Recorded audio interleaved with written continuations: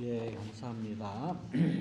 말씀드린 대로 지금은 예수님이 십자가 달리시기 전에 행하셨던 말씀과 또 여러 가지 행적들을 살펴보는 그러한 기간입니다. 우리는 정통적으로 사순절이라는 기간을 또 그 이름을 정해놓고 예수님의 고난에 집중을 했지요. 지금까지는 고난절기라고 그렇게 얘기하기도 합니다.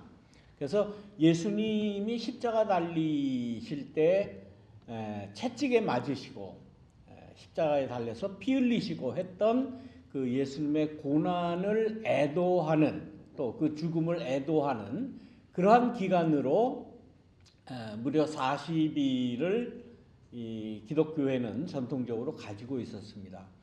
그런데 예수님이 십자가 달리시기 전에 예루살렘에 올라가셔서 행하셨던 말씀과 행적들을 보면 그 모든 일들이 굉장히 중요한 일들이에요.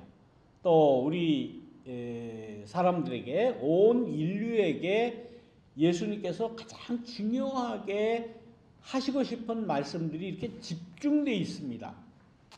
그런데 그 예수님의 말씀, 예수님의 그 행적들을 살펴보기보다는 그냥 매맞은 것, 고통당하고 고난당하고 십자가에 달린 그 고통을 그냥 애도하는 것으로 보내기에는 너무나 아까운 그러한 그 시기입니다. 그래서 얼마 전부터 이것은 예수님께서 죽임에 대해서 또 권력에 대해서 또 외세, 특히 로마 세력에 대해서 저항하셨던 모습이 분명히 나타난다라고 해서 지금 우리는 저항절로 우리가 명명하고 지키고 있는 겁니다. 그 중에 오늘은 제국에 대한 저항입니다. 제국에 대한 저항. 예수님이 로마 군부하고 로마 총독부하고 이렇게 전면적으로 부딪힌 그러한 그 복음서의 말씀을 여러분들 느끼셨습니까? 보셨습니까? 아마 별로 그렇게 직접적으로 표현되지는 않았을 거예요. 그렇죠? 그때에 로마 총독부하고 저항하면은 굉장한 그야말로 그 생명을 내건 그러한 그 보복을 당할 수밖에 없는 때지요. 당장 잡혀 죽습니다. 그런데 결과적으로 예수님께서는 그 로마 세력에 의해서 십자가형을 받으신 거예요. 십자가형 뭐라고 그랬죠? 십자가형에 매다는 그러한 죄명은 크게 두 가지밖에 없어요. 두 가지밖에 없어요. 예, 그 한국에서 내란죄를 범한 자들도 두 가지밖에 형밖에는 없죠. 사형 내지는 무기징역 두 가지밖에 없습니다. 그 둘 중에 하나예요. 그런데 십자가형도 역시 마찬가지예요. 둘 중에 하나예요. 첫째, 로마에 반대했거나 노예인데 도망갔다가 붙잡힌 자, 특히 노예들을 도망가게 한 우두머리들. 우리가 영화로도 아마 보신 분 있겠죠? 스파르타쿠스라는 영화 아시죠? 노예 대장으로서 반란을 일으켜서 노예들을 도망가게 했던, 그러다 이제 결국은 잡혔죠. 그래서 십자가에 달아 죽입니다. 그러니까 로마 제국에 대해서 저항했던 사람, 아니면 노예인데 도망갔다 잡힌 노예, 요 두 가지 잘못밖에는 여기다가 매달지 않아요. 뭐 어디 가서 뭐 누구한테 사기를 쳤다든가, 누구 돈을 뭐 훔쳤다든가, 누구를 뭐 좀 이렇게 싸우다가 때려서 상해를 입히거나, 혹은 누구를 죽여도 십자가에 달지는 않습니다. 그냥 처벌을 받지. 그러니까 이 십자가형이라고 하는 것은 십자가에 달렸다. 그러면 그건 거의 뭐 여름은 9 로마 세력에 대한 저항을 하다가 잡혀 죽은 각 그 식민지의 독립투사들이에요. 따지고 보면 독립투사들입니다. 그런데 예수님이 여기에 십자가에 달렸다는 거예요. 예수님의 죽음에 대해서 우리는 그냥 막연하게 생각을 해요. 그냥 그 영성적으로만 생각해요. 늘 제가 말씀드린 대로 왜 예수님이 십자가에 달려 죽었냐? 내 죄를 용서해 주시기 위해서 십자가에 달렸다. 이것은 후대에 300년 니케아 신조를 만들었던 니케아 종교회의 그 이후의 교부들의 신학이에요. 그들의 신학. 그들은 예수의 죽음을 그렇게 신학적으로 해석을 해낸 거예요. 그런데 실제로 예수님이 있던 그때 당시에 십자가형이라는 것은 그런 교리하고는 상관이 없어요. 예수님이 너희의 죄를 내가 용서해 주시기 위해서 주기 위해서 내가 십자가에 달리겠다. 그거 아닙니다. 전혀 아니에요. 그러면 예수님의 행적 가운데 로마 총독부에 혹은 로마 그 제국 세력에 반대했던 그러한 그 모습들이 직접적으로 나타나지는 않습니다. 우리가 찾을 수가 없어요.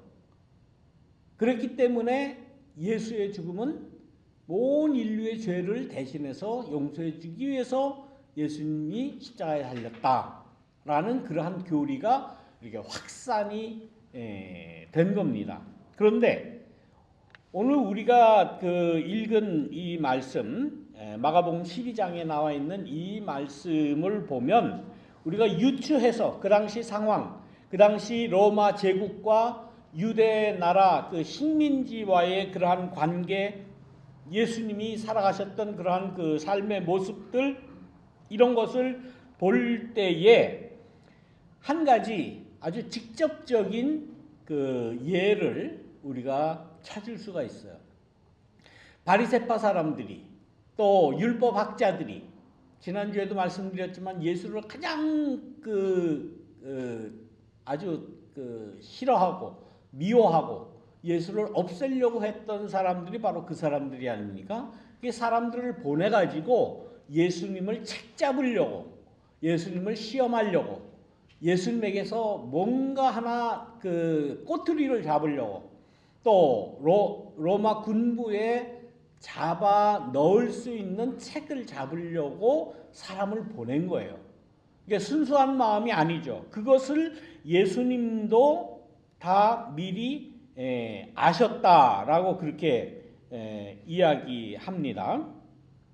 그 질문이 뭔가 하면 여기 나와 있는 대로 우리가 너무 잘 아는 말씀이죠. 설명할 필요도 없는 말씀이에요. 로마 황제에게 세금을 바치는 게 옳으냐, 바치지 않는 게 옳으냐. 바쳐야 된다라고 예수님이 말씀하셨다면은 이건 반민족주의자죠. 그야말로 제국 세력에게 세금을 바치라고 그랬으니까. 유대 나라 입장에서 보면은 매국노, 반민족주의자 뭐 이렇게 깎아내릴 수 있는 그러한 질문 아닙니까? 반대로 바치지 마라 라고 예수님이 말씀하셨다면은 그러면 뭡니까? 이거는 제국의 세력에 지금 현재 권력을 잡고 있는, 큰 힘을 가지고 있는 로마를 반대하는 그러한 말이 되는 것 아닙니까? 그러니까 현행범으로 체포할 수 있는 그런 질문이에요. 아주 그 미묘한 그러한 그 질문입니다. 어떻게 대답을 하든지 예수님은 죄인이 될 수밖에 없어요. 유대 민족에게 민족의 반역자라는 죄를 씌울 수 있는 질문이고, 또 바치지 마라 그러면은 로마 황제를 거부하는, 로마 제국 세력을 거부하는 그러한 그 현행범으로 잡아놓을 수 있는 그러한 질문입니다. 요런 그 아주 악의적인 그러한 질문을 받으시고 예수님께서 결과적으로 하시는 말씀은 뭡니까? 가이사의 것은 가이사에게. 거기서 가이사는 케이사르라는 그 황제를 뜻하죠. 가이사르, 가이사 혹은 황제. 황제의 것은 황제에게 주고 하나님의 것은 하나님에게 돌려드리세요라고 예수님은 대답을 했습니다. 요 대답만 보면은 여러분들 각자 어떻게 했으면 좋겠습니까? 여러분들 개인 생각에 스스로 대답해 보세요. 이거 내라는 말인가 내지 말라는 말인가? 내 말어. 뭐 세금이 안 낼수록 좋죠. 어떻게 하면 안 돼? 세금 보고 하셨어요들? 저는 지난주에 가서 했는데 세금 보고 할 때마다 아까워 죽겠어요. 얼마 내지는 않지만은 어떻게 하면 좀 깎을 수 있을까? 회계사하고 늘 얘기를 하죠. 나 뭐 별로 돈도 많이 못 받는 목사인데 이거 이렇게 내서 내가 어떻게 합니까? 뭐 이런 얘기를 저도 합니다. 왜? 어떻게 하면 조금이라도 좀 안 내려고. 아까워요. 이 예수님의 이 말씀을 보면은 이게 내란 말이에요, 내지 말라는 말이에요. 여러분 어떻게 해석합니까? 이거는 각자 나름대로 해석하기 나름이에요. 내고 싶어요? 내기 싫어요? 내기 싫지 당연히. 더군다나 로마의 그 지배하에 있기 때문에 그 제국에 갖다 바치는 건 아닙니까? 그야말로 생돈 바치는 거 아니에요. 이 당시에 그 유대 나라가 로마에 바친 세금이 1년에 약 900달란트라고 한다고 합니다. 어마어마한 그 돈이에요. 900달란트라고 하면은 뭐 지금하고 그 가치를 뭐 굳이 따질 필요도 없이 유대 나라로서는 도저히 감당할 수 없는 그야말로 허리가 부러지는 그런 그 가치를 로마에다 그냥 생돈을 갖다 바치는 거예요. 왜? 로마 제국을 유지하기 위해서. 로마는 각 나라들을 다 식민지로 두면서 거기에 각 나라에서 세금을 받고 그 나라에서 생산되는 모든 생산 그 농식물뿐만 아니라 뭐 농작물을 다 갖다 걷어들여서 로마의 그 황제 체제를 유지하는 그 피라미드 모양의 맨 꼭대기에 황제가 있고, 그 다음에 귀족이 있고, 뭐 중간계층이 있고, 그 다음에 하류 계급이 있고, 제일 밑에 노예계층이 있고, 그 당시 노예계층이 약 한 3분의 2가 됐다는 것 아닙니까? 위에 있는 그 귀족들을 이렇게 받들고 먹여 살리기 위해서. 그런 불합리한 그 악의 구조를 유지하기 위해서 필요했던 돈을 세금을 갖다가 바치니 얼마나 억울합니까? 이것을 그 보수적인 교회에서는 보수적인 그 신학자나 또 이 목사들은 이 말씀을 어떻게 해석을 했는가 하면 이거는 정치와 종교가 분리다. 정치와 종교는 분리해야 된다라는 그런 생각으로 이 말씀을 해석을 했어요. 정치와 종교가 분리되어야 된다라고 하는 그러한 그 교리는 언제부터 시작이 됐느냐?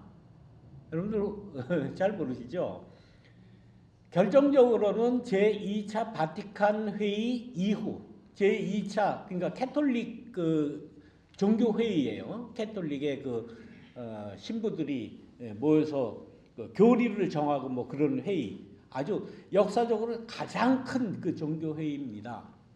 그 종교 회의가 1963년에 그 성 바오로 1세인가 2세인가 아무튼 뭐 성 바오로라는 그 교황이 있을 때에 그 제2차 바티칸 회의를 열었어요. 근데 거기에서 중요한 그 이슈 중에 하나가 뭔가 하면 정치와 종교를 분리하자라는 그러한 의견이 이렇게 부각이 됐었어요. 그 이후에 개신교에서도 그것만 딱 따다가 저기 그 캐톨릭 별로 이렇게 친하지도 않고 좋아도 안 하거든요. 그러면서도 그거만 딱 따다가 정치와 종교는 분리돼야 된다라고 주장을 했던 거예요. 근데 그 영향력이 아직까지 우리들의 뇌리에도 아주 꽉 차 있습니다. 그렇죠? 그래서 제가 시사에 대한 정치적인 얘기하면 여러분들 그거 왜 그런 설교 왜 자꾸 하느냐라고 가지는 이유가 신학적인 근거가 거기에 있는 거예요. 정치와 종교는 분리돼야 된다. 왜 분리를 해요? 왜? 종교와 정치가 얼마나 밀착되어 있는데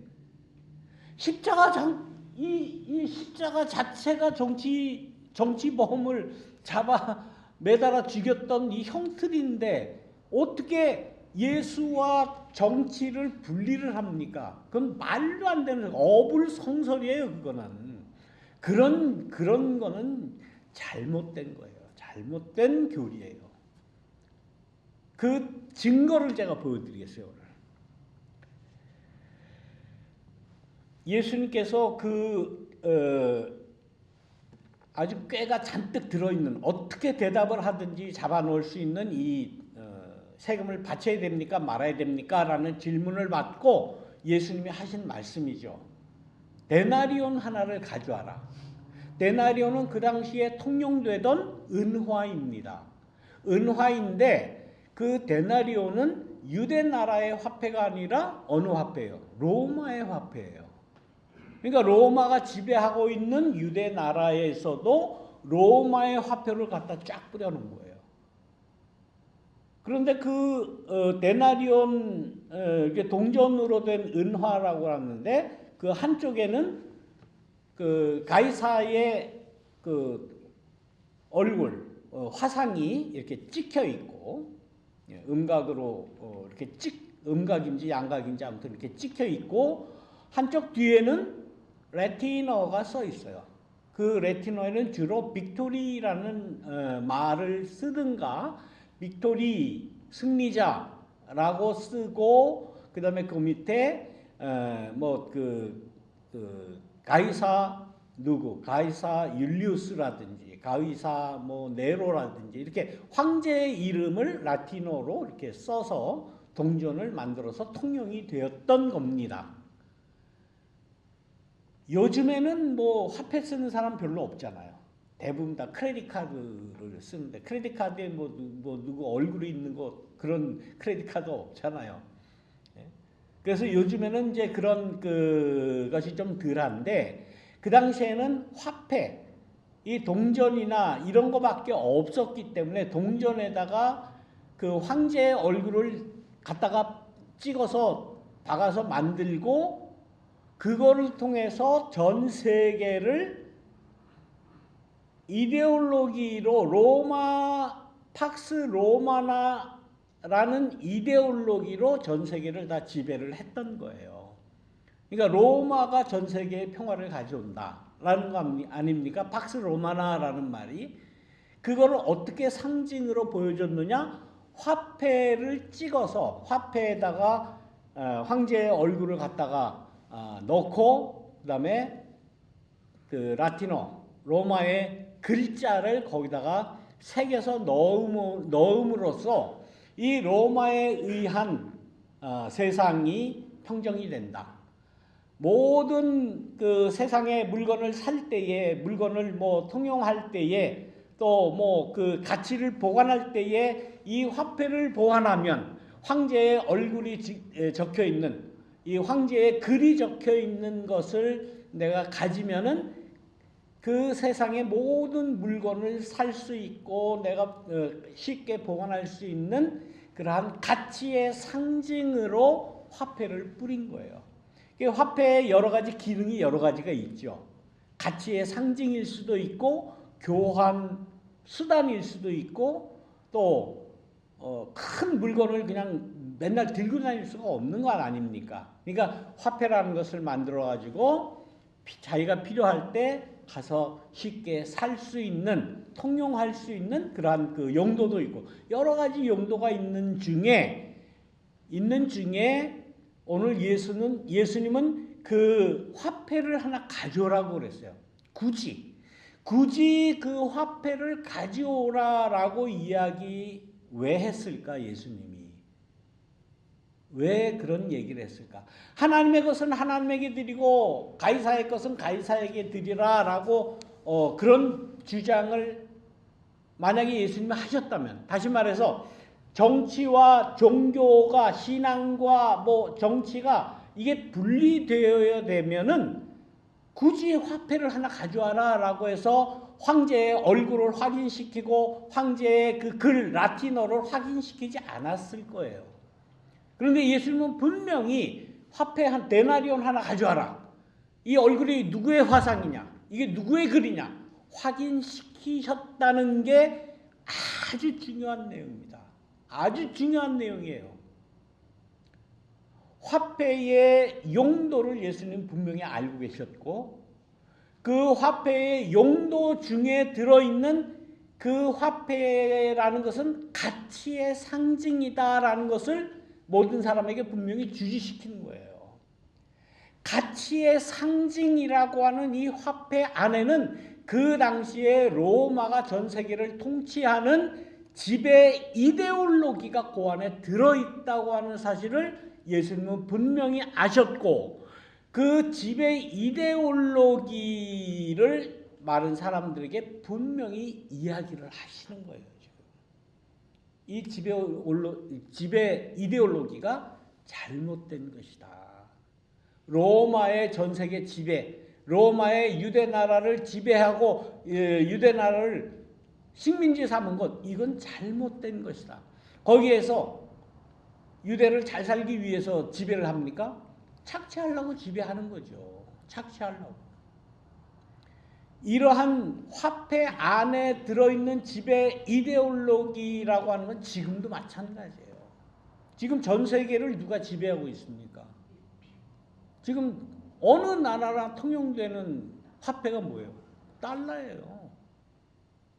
달러. 우리는 그냥 막연하게 그냥 뭐 다 여기서 쓰니까 그냥 다 쓰고 다 하죠. 달러라고 하는 그 화폐 안에는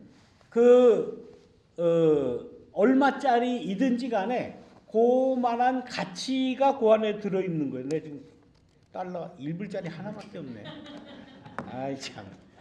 이럴 때는 한 100불짜리가 뜩 나와서 100불입니다 이랬는데 1불짜리 딱 하나예요. 아무것도 없어요. 자, 요 1불짜리 안에는 1불이라고 하는 가치가 들어있는 거예요. 예? 가치가 요 안에 있는 양반 얼굴이, 이 화상이 누굽니까? 1불짜리 안에 조지 워싱턴. 제일 많이 쓰니까 아마 조지 워싱턴. 그러니까 미국 건국의 일대 대통령인가 그러죠. 조지 워싱턴이. 예. 굉장히 중요한 사람이에요. 미국 대통령 화상 들어가는 거 당연하지. 그냥 우리는 그냥 그렇게 생각을 해요. 그러나 이게 전 세계에 다 통용이 된다. 전 세계에서 1달러라고 하는 가치를 사용한다 할 때는 미국의 건국 이념 혹은 미국의 정신, 이게 이 안에 다 들어가 있는 거예요. 그거를 인식하든 하지 못하든 간에. 데나리온 안에 황제가 들어있다 그러면 황제가 지배하는 그 모든 세상에는 로마의 평화가 임한다라고 하는 그 로마 팍스 로마나의 이데올로기가 그 안에 들어가 있는 게 상징적으로 들어가 있는 거예요. 요즘에는 뭐 크레딧 카드로 다 쓰니까 이제 모른다고 하지만은, 그러나 그 당시에는 화폐밖에 없었어요. 통용할 수 있는 그러한 그 수단, 경제 수단이. 그만큼 전 세계를 로마가 지배하고 황제가 지배하고, 그렇기 때문에 황제를 어떻게 해야 된다? 숭배해야 된다라고 하는 황제 숭배 사상, 숭배 이데올로기가 그 안에 다 들어가 있는 거예요.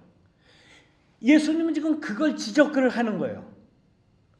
데나리온 하나 가져다가 너희들 봐라. 그 초상이 누구의 거냐? 그 글이 누구의, 글자가 누구의 것이냐라는 것을 분명히 지적을 했어요. 화폐의 그 효용성 혹은 화폐의 안에 들어있는 이념, 요걸 지금 지적을 하는 거예요. 예수님은. 참 놀라워요. 예수님 요즘에 현대 경제학을 배운 양반도 아닌데 어떻게 그거를 그게 정확하게 집어내는 거죠. 정확하게. 그래서 이 목사들이 경제학을 공부를 해야 돼요. 이 경제학을 공부를 안 했기 때문에 이 말씀을 보고는 그거는 정치와 종교가 분리하는 얘기다. 교회에서는 정치 얘기하지 마라. 그딴 헛소리 하는 거예요, 목사들이. 예수님은 분명히 지적을 하면서 말씀을 합니다. 당연히 뭐 1달러 안에 조지 워싱턴 얼굴이 그려져 있고 데나리온에는 황제 얼굴이 그려 있고 그 글은 다 라틴어 로마에서 사용하는 그런 글입니다. 그러니까 예수님이 하시는 말씀이 그렇다면은 황제의 것은 황제에게 갖다 주고 하나님의 것은 하나님에게 드려라 라고 하는 말씀의 의미가 뭘까라는, 이 정치 종교 분리해야 된다는 말 아니에요. 절대로 아니에요. 이 말은 뭡니까? 이 세상의 모든 가치가 누구의 것이냐라는 거예요. 가치. 이 화폐는 가치의 상징이에요. 이거 암만 많아도, 이거 예를 들어서 조폐공사가 불이 났다. 그래서 돈 다 탔다. 거기에 수백 수천 빌리언이 다 화폐가 다 탔다. 그러면 이 세상에 그 가치가 다 없어지는 겁니까? 없어지는 거 하나도 없어요. 종이 쪽만 그냥 불탄 거예요. 이거는 상징 아닙니까? 상징. 이 화폐는 뭐가 되느냐? 가치의 상징이기 때문에 이 화폐는 종이 쪽지에 불과한 거예요. 종이 쪽지. 이거 아무것도 아니에요. 그러나 이 안에 들어있다고 모든 사람이 다 생각을 하고 통용하고 그렇게 가치를 부여하는 그 가치는 누구의 것이냐라는 거예요. 이 세상의 모든 그 인간이 사용하는 그러한 물질 누구의 거예요? 우리는 어떻게 고백을 합니까? 모든 것이 하나님으로부터 왔다라고 믿는 것 아닙니까? 모든 것은 다 하나님으로부터 온 거예요. 하나님으로부터 우리에게 주어진 거예요. 주어지면서 너희는 공평하게 먹고 살아라. 창세기 2장에 나와 있는 에덴 동산의 현실, 그게 바로 하나님께서 이 세상을 만드신 목적이고 너희들이 마음대로 먹어라. 필요한 대로 먹어라. 그거 아닙니까? 야, 아담 너는 남자니까 넌 더 먹고 하와 넌 여자니까 덜 먹고 이런 거 아니에요. 누구나 똑같이 필요한 대로 너희가 다 먹어라. 그런 자유를, 하나님의 가치를 우리 인간에게 주신 거예요. 그런데 그 가치에도 하나님께서는 어떻게 하셨습니까? 금기를 두셨죠. 그러나 동산 가운데 있는 나무의 실과 그것만은 먹지 마라. 다 하나님께서 우리에게서 내가 마음대로 다 할 수 있다라고 하는 게 아니라는 것을 이야기했어요. 금기가 있다는 거예요. 하지 말아야 될 거 있다는 거예요. 그 하지 말아야 될 거가 뭡니까? 우리는 그냥 쉽게 얘기하죠. 그 선악과죠. 선악과가 뭐냐고. 그러니까 뭘 상징하고 뭘 의미하느냐고. 선악과라고 하는 것은 독점이에요. 독점. 모두에게 다 나누어 주시고 그러나 하지 말아야 될 게 있는데 그게 뭐냐? 선악과로 상징되어지는 뭡니까? 독점. 독점만은 하지 마라. 이거 독점하는 날에는 너희가 죽는다. 라고 하신 그 말씀이에요. 창세기 말씀드릴 때 그건 또 나중에 말씀드리고, 오늘 이 예수님의 하나님의 것은 하나님에게, 가이사의 것은 가이사에게 돌려라 라고 하는 말은 화폐에 그려있는 그 화상, 초상, 글, 그것이 가이사의 거면 그 화폐 쪽지, 그건 가이사에게 줘라는 거예요. 가이사에게 줘. 그리고 그 안에 들어있는 가치는, 물적인 가치는 그건 하나님의 것이다. 하나님에게 드려라 라는 말씀으로 해석할 수밖에 없어요. 왜? 예수님이 직접 데나리온 하나 가져와라, 화폐를 하나 가져오라 그러고 화상을 지적을 하시고 글을 지적을 하시고 하나님의 것과 가이사의 것을 나누어 놓은 것을 보면은 분명히 화폐라고 하는 동전 쪼가리, 지폐라면 지폐 쪼가리와 그 안에 들어있는 물적인 가치를 예수님은 판단을 하고 분리를 하신 거예요. 분명히.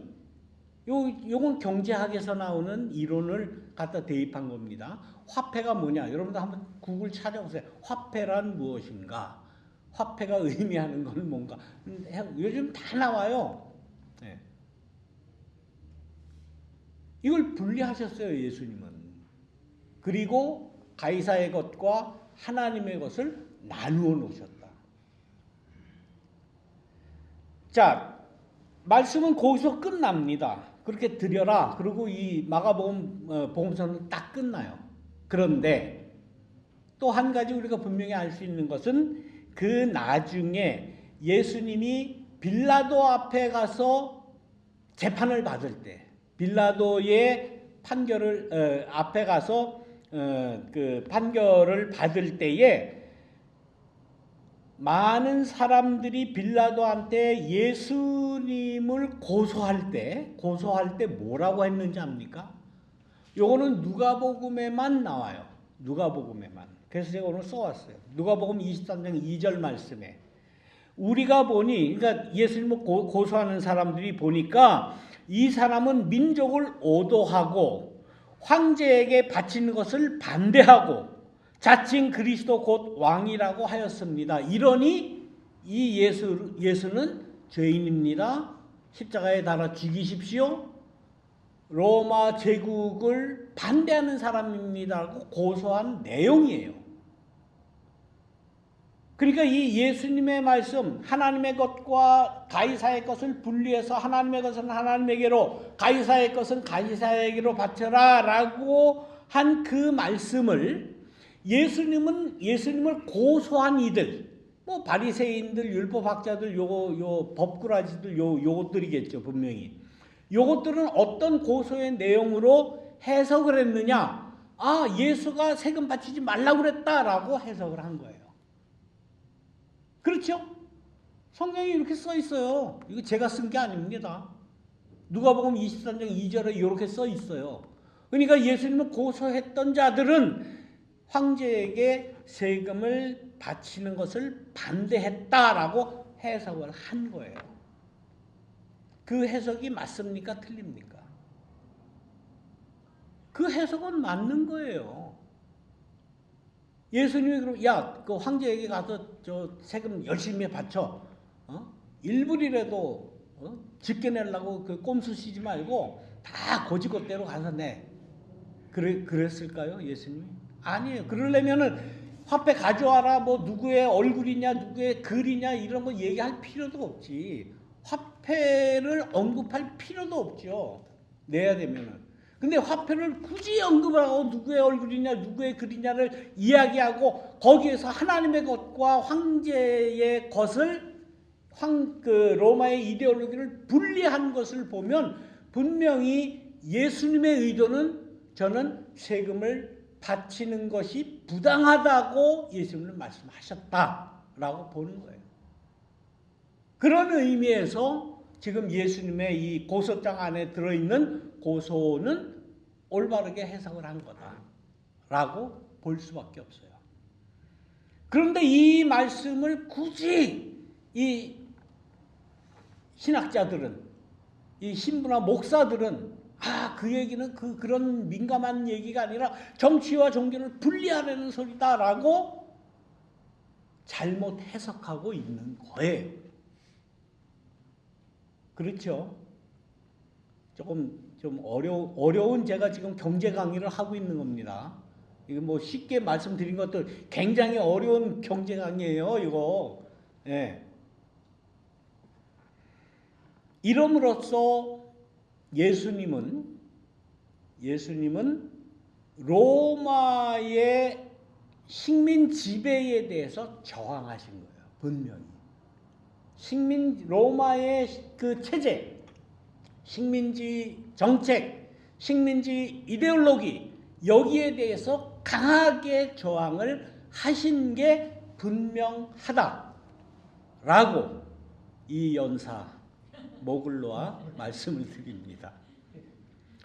예수님이 그냥 모든 사람의 내 죄를 용서해 주기 위해서 십자가에 달려 죽었다. 그거같이 진짜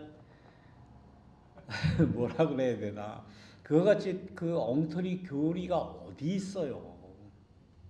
그런 엉터리 교리가 어디 있어요.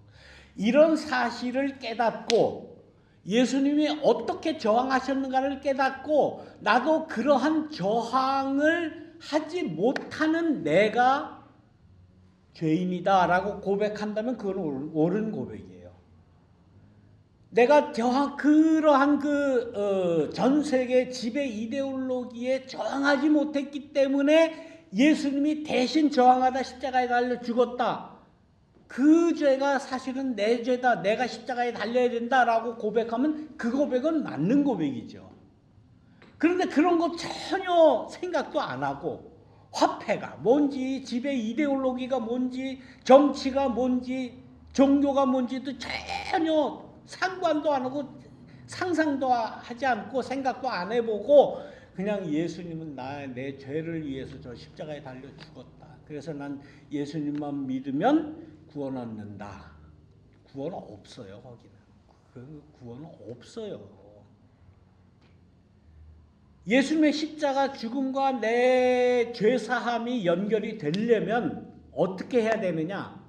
예수님이 그 당시 로마 지배하에 살았던 그 상황에서 이렇게 철저하게 분석을 하고 철저하게 저항했던 것과 똑같이 이 시대에, 내가 사는 이 시대에 21세기에 이 전 세계적으로 이루어지는 나라와 나라, 강대국과 약소국과의 이런 관계에서 얼마나 약소국이 얼마나 그 가치를 강대국에 빼앗겼는지를 인식을 하고 거기에 저항을 해야 예수님과 같은 저항을 하는 거예요. 그러면서 그런 사람들이 내가 이러한 이 세상의 불합리와 이 세상의 부조리와 이러한 제국주의에 내가 저항하지 못한 이 죄, 이러한 죄 때문에 예수님이 십자가에 달려 죽으셨구나 라고 고백한다면 그 고백은 올바른 고백이 되는 거죠. 이 시대에 강대국에 의해서 피 흘리고 전쟁을 대신하고 죽어가는 그러한 민중들, 그러한 그 생각 없이 정치하고 종교는 분리돼서 나는 예수만 믿으면 돼, 나는 믿음만 지키면 돼. 구원 없어요. 거기는 구원 없어요. 단호하게 말씀드릴 수 있습니다. 하나님의 가치라는 것은 예수님이 십자가에 달리실 때만 있었던 게 아닙니다. 지금에도 있어요. 지금에도 우리가 하나님의 가치를 안 찾으려고 해서 그러지. 왜? 찾으면 예수님같이 죽으니까. 그러니까 안 찾으려고 그래요. 이 종교에서는, 교회에서는 어떻게 하면 이거 분리시키려고 그래요. 이 세상이 어떻게 되든 그거는 세상에다 맡기고, 예수님도 그러지 않았냐? 가이사의 것은 가이사에게 맡기고 하나님의 것은 하나님에게로 돌리라. 그러니까 너는 그냥 성경만 읽고 그냥 기도만 하고 찬양만 하고 그냥 그것만 해. 그러면 구원받아. 구원 없어요. 거기는.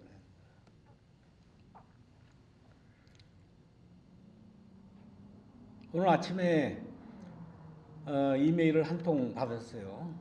교회가 한참 준비하고 뭐 하는데 그냥 지난주에 제가 말씀드렸죠. 이 PCUSA의 목사 패스터스 컨퍼런스 그 강사가 뭐 좀 문제가 된다. 그래서 제가 그 메일을 받자마자 지난 12일 날 편지를 써서 보냈어요. 이 강사는 이건 초청하면 안 된다. 그랬더니 뭐 한 며칠 있다가 그 주최 측에서 저한테 메일을 왔어요. 작년부터 선정해놨던 강사기 때문에 바꿀 수가 없음을 이해를 해달라. 알았어. 난 관계 없으니까 난 이건 못 간다. 난 참석 안 한다. 이렇게. 그러나 이건 옳지 않다라고 이제 분명하게 제 입장을 써서 보냈죠. 그 이후에 뭐 여러 목사들이 이건 안 된다라고 아마 여기서 득달같이 그냥 막 왔는가 봐요. 급기야는 지난 주에 강사를 바꾸기로 취소하기로 했다는 이메일 그 결정이 나왔고, 그것이 이 기독교계의 신문에 기자가 양재영 기자인데 기자가 그 글을 썼더라고요. 아직 신문에 올라가지도 않았어요. 내일 월요일 날 이제 기사 송고하는데 이제 저한테 미리 보낸 거예요. 목사님 뭐 이러저러해서 취소됐다고 하는 기사 내일 월요일 날 아침에 이제 올릴랍니다. 그래서 저한테 미리 보냈다고요. 우리가 지금 속해 있는 이 PCUSA, 어떻게 보면 이 세상에 일어나는 그러한 일들에 대해서 굉장히 민감한 교단입니다. 총회에 가면 여러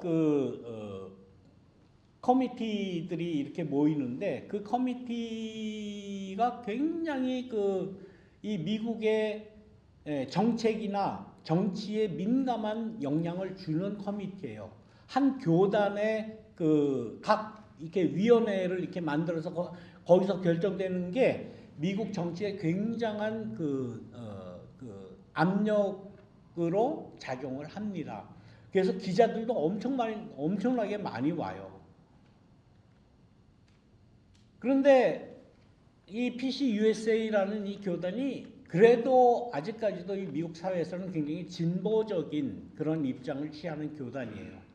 근데 이 PCUSA, 미국 장로교라는 이 교단 안에 한국 교회들도 있지 않습니까? 또 한국 목사들도 많이 있지 않습니까? 다 이렇게 모여서 이렇게 하는 그 한인 목사들의 모임, 그것이 이제 NCKPC라고 하는데, NCKPC는 코리안 프레스비테리안 처치, 그 다음에 우리는 사우스베이 이렇게 이름을 하잖아요. 이게 한국 교회만 모인 그 모임이에요. 근데 여기는 무슨 강제력도 없고 어떤 그 공식적인 그런 기관은 아니에요. 그냥 한국 사람들이니까 우리끼리 모여서 뭐 하자 그래서 이렇게 하는 건데, 이 한국 목사들이 이렇게 다 모였는데 자관 모든 교단이 다 모여 있어요. 이 안에는 PCUSA가 굉장히 앞서가고 진보적이고 진취적인 그런 입장이지만, 한인교회 목사들은 각종 신학교에서 다 왔어요. 다. 그래서 굉장히 여러 가지예요. 다양해요. 저 같은 경우는 이제 한국에서 총신을 다녔지 않습니까? 총신이라고 하면 한국에서 가장 꼴통 보수, 가장 보수적인 신학교예요. 제가 그 출신입니다. 가장 보수적인 출신. 그래서 처음 만나는 사람이 다들 늘 그런 얘기를 먼저 물어요. 어느 신학교 나왔습니까? 그걸 먼저 물어요. 그래서 저 총신 나왔습니다. 아이고, 그럼 다들 경계해요, 저를. 이 사람은 얘기가 안 통하는 이 꼴통 보수구나라고 생각을 해요, 처음에는. 그런데 총신 나왔으면 전 총신입니다. 또 장로교 신학교 나왔으면 이제 장신입니다. 기독교 장로회 나왔습니다. 저는 기장입니다. 이렇게 다 이렇게 줄여서 얘기해요. 요즘에는 한국에서 오는 목사들이 점점 적어지니까 주로 미국 신학교를 다닌 젊은 목사들이 이제 많아졌어요. 그 사람들은 저는 미신입니다. 미국에서 신학교 나왔다 그래서 저는 미신입니다. 여러 가지 신들이 많아요. 총신, 장신, 기신, 성결교신, 그리스도 그신, 저는 그신입니다. 그래요. 그리스도 신학교 나온 사람은 그신입니다. 미국에서 신학교 나온 애들은 저는 미신입니다. 여러 가지가 다 모였어요. 이게 통합이 안 돼요. 통합이. 그래서 PCUSA, 그럼 미국에서 가장 프로그레시브한 그러한 교단으로 알고 있는데, 한국 목사들만 모이니 NCKPC는 이건 뭐 오잡탱이에요. 뭐 주장이 다 달라요. 다. 그 중에서도 대부분이 꼴통 보수예요. 정말 꼴통. 그 중에 괴수가 저 아닙니까? 왜? 총신 나왔으니까. 이제 얘기하다 보면 아니 목사님 총신 나오셨다면서요? 그럼 나 총신 나왔다고. 아니 어떻게 그 총신 나온 목사님 그런 생각을 하세요? 라고 하는 게 100이면 100입니다. 100이면 100. 아니 학교에서 가르쳐준 그것만 공부하면 다 됩니까 사람이? 부족함을 알고 혼자 공부를 해야지요. 혼자라도 공부를 해야 이 시대를 이끌어 나갈 수 있죠. 오늘 같은 성서 본문도 보세요. 이렇게 해석을 하는 목사 거의 없어요. 이 본문을 가지고 설교하는 것도 꺼려해요. 왜? 민감하니까. 정치 얘기 또 해야 되니까. 세상 얘기 또 해야 되고 뭐 화폐니 뭐 이런 거 뭐 생각도 못 하지만은 이 세상이 이게 올바로 돌아가는 게 아니다라는 조그마한 그러한 사건이나 일이 있다면 그걸 파고 들어가야 될 거 아니에요. 그걸 파고 들어가서 이게 어떻게 잘못됐고 이게 뭐가 옳으냐라는 분별을 해내야 될 거 아닙니까? 예수는 지금 그렇게 한 거예요. 그렇게. 세금 바쳐야 돼요? 말아야 돼요? 아유, 나라의 세금은 내야지. 그냥 그 한마디면 끝날 그런 얘기를 예수님은 유심히 보신 거예요. 유대 나라가 세금 바치는 게 이게 옳아? 과연? 뭘로 바쳐? 그거를 생각하고 연구하다가 하다가 보니까 문제가 이 화폐에 있었구나. 화폐를 어떻게 보느냐? 화폐를 꿰뚫어 보시고 데나리온 하나 가져와라. 누구의 얼굴이고 누구의 초상이냐? 다 가이사의 겁니다. 로마 글자입니다. 그러면 로마에게 갖다 줘. 황제에게 갖다 줘. 그리고 하나님의 것이 있다면 하나님에게 드려. 그건 뭐예요? 화폐 종이 조각, 동전 조각하고 그 안에 들어있는 가치하고 분리할 수 있는 통찰이 예수님에게 있었던 거예요. 그 통찰을 우리는 배워야지. 예수 따라간다는 게 뭐예요? 그냥 헬렐레 해가지고 나 구원받았네, 난 은혜 받았네, 그것만 하고 있으면 그게 구원이 옵니까? 구원이 오다가도 날아가지.